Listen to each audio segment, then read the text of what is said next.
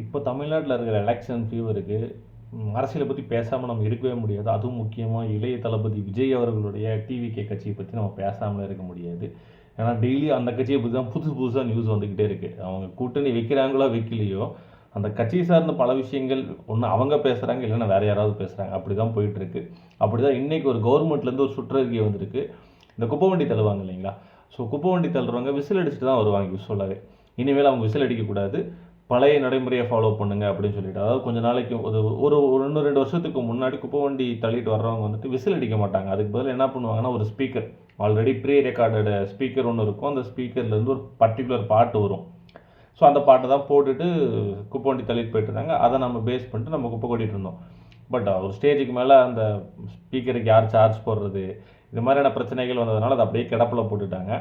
இப்போது டிவிகே கட்சிக்கு, தமிழக வெற்றி கழகத்துடைய கட்சிக்கு விசில் சின்னம் ஒதுக்குனதுனால இனிமேல் விசில் சின்னம் வந்துட்டு இந்த குப்பை வண்டி தள்ளுறவங்க யூஸ் பண்ண வேண்டாம், அதுக்கு பதிலாக பழைய ஸ்பீக்கரை போடுங்க அப்படின்னு சொல்லியிருக்காங்க.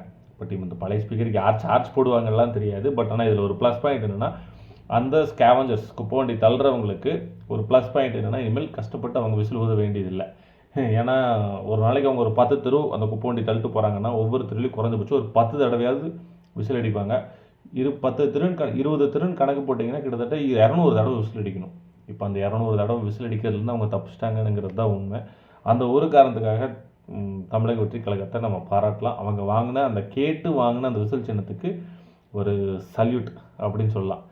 ஓகே.